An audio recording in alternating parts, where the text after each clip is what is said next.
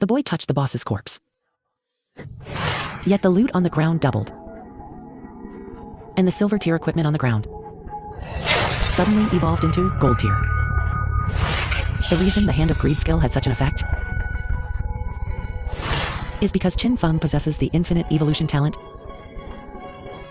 By simply consuming evolution points, he can evolve his skills infinitely. This means that in the early game, Qin Feng no longer needs to worry about skills and equipment. But what makes Qin Feng wonder is, what will be the future upper limit of the Hand of Greed? Just now, after Qin Feng sold the excess equipment in his inventory to newbie players, his tradable lifespan reached 546 days. To extract his abilities into reality in the future, this amount of tradable lifespan is far from enough. Let's go take down the boss I marked earlier. As expected, after the Cursed One devoured the player's lifespans, it actually advanced as an assassin with infinite stealth. Qin Feng's main skill before level 5 is actually ranged. The existence of the Venom Dart gives him the capital to farm bosses without taking damage. It's simply too easy. The dart pierces through the air, triggering the damage bonus of Shadow Break Strike, dropping nearly 1/3 of its HP. Moreover, the dart is poisonous, dealing continuous damage. Meanwhile, Qin Feng activates Shadow Stealth and vanishes into thin air. Seeing this, the Cursed One quickly unleashes its widest OE skill. With Qin Feng's HP, he'd die from a single hit. This really tests his mechanical skills. But the prerequisite is having enough agility stats. Next, wait for Shadow Stealth's cooldown to end. Then seize the opening when the boss's attack weakens to shoot the Venom Dart, now.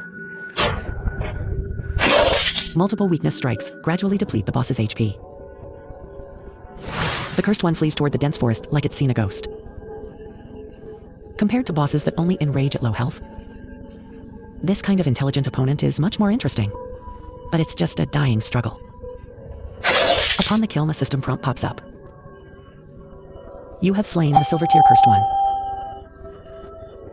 Leveled up from LV3 to LV5. Gained 4 evolution points. And 124 days of tradable lifespan. But Qin Feng isn't satisfied with these rewards.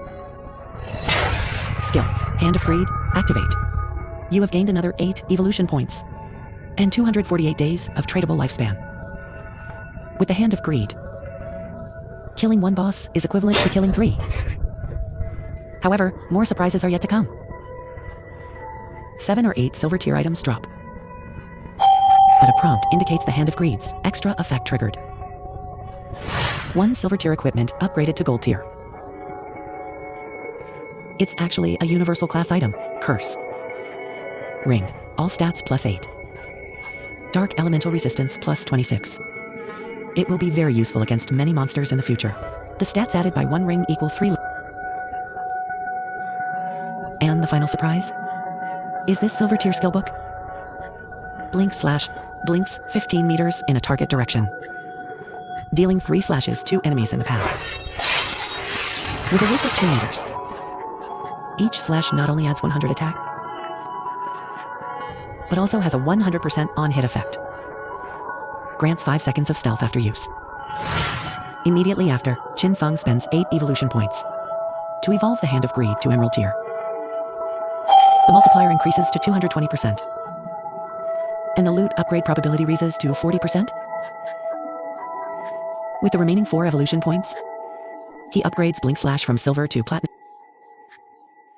Slash is increased to 5. Distance to 21 meters. Width to 3 meters. Bonus attack per slash becomes 200. Cooldown 10 seconds. After taking inventory of his gains, Qin Feng plans to sell the other trash skill books to newbies. There's also a warrior skill book, Warcry. I'll sell it to the officials later, which can be considered a boon for Daxia. Meanwhile, Wangmang Squad, affiliated with Daxia officials, finally reached level 3 smoothly. But when the leaderboard updated, Shadow had actually leaped to level 5. The group, having just reached level 3, obviously had no time to complain. they needed to return to reality first, to inform their friends and family about the Divine Artifact game. The world is likely to fall into chaos. First-hand intel must be handed over to Daxia officials. Clicking the logout button. Wang Meng wakes up in the military base. Brother Wang, what exactly happened to you? You've actually turned Wang Meng realizes the Divine Artifact game isn't a dream. He immediately gathers everyone. Something huge has happened to Earth. Wang Meng reports everything he encountered in the Divine Artifact game. Afterward, a female officer asks in confusion. This Shadow, who is ranked first on the leaderboard? Could he be a After all, that's how it's written in novels. And you, do you think the real world is a novel? Don't joke around in a serious setting. It seems the intel Wang Meng provided indeed matches the information sent by the officials. Some elderly people died naturally shortly after falling asleep. It seems dying in the game accelerates the drain on their lifespan. The emergency directive from above orders us to form vanguard teams at the local level to explore and gather game intel. The appearance of the Divine Artifact game will inevitably cause social unrest. If we fall behind in this, it means losing the international initiative. Therefore, we will acquire all intel at any cost. And you, I appoint you as the captain of Squad 1, with Wang Meng as the vice. Judging from Wang Meng's description, this person named Shadow doesn't have a bad personality. Try to befriend him. You can represent the officials to establish cooperation with Shadow. The mission for other squads is to maintain social stability. Meanwhile, the campus is also in an uproar over the Divine Artifact game. Zhang Wei said that people who fall asleep at the same time will appear in the same beginner town. Upon hearing this, the sister Qin Xiaoyu's ears turn red, hiding an uncontrollable smile at the corners of her mouth. As long as I fall asleep and enter the game, wouldn't I have a chance to find Brother Song Fai? Maybe I can even interact with him then. As for that piece of trash Qin Fang, let him die. He still hasn't come to apologize to me. I learned from Zhang Wei that to level up quickly, you must add the 5 initial stat points to agility. Having many simps is somewhat useful after all. Qin Feng, don't come begging me to carry you to level up later. Meanwhile, on Qin Feng's side, he is still relentlessly slaughtering monsters, like chopping vegetables. A group of LV.4 arthropod crawlers are like weaklings. Qin Feng is already used to this. After all, Blink kills monsters the fastest. If he switched to the Venom Dart, he'd have to throw it twice to kill them. After killing the monsters, Qin Feng ponders. Right now, my tradable lifespan has reached 618 days. If I want to extract equipment and skills into reality, I'll need at least 2.5 years of lifespan. Looks like I should head back to the beginner town first and sell the items in my inventory. But the first thing Qin Feng does, upon returning to the beginner town, is to light up the teleportation array between beginner towns. However, the town's teleportation array is two-way. He has to wait until someone in another town reaches level 5 and lights up their teleportation array before they can teleport to each other. In my previous life, Songfei's spawn point was Firefly Town. When someone in Firefly Town lights up the teleportation array,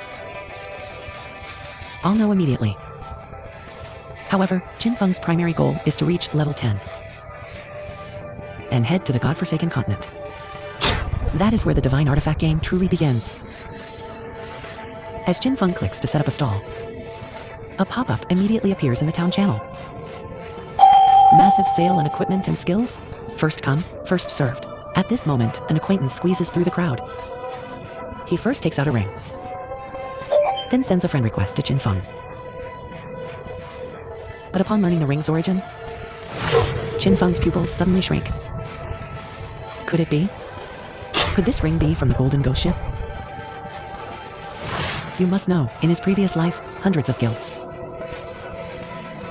fought tooth and nail just to fight this rare boss. Babies, if you want to watch the full series, follow my homepage for the collection. Old Pooh will keep updating. You can also join the fan group to urge for updates.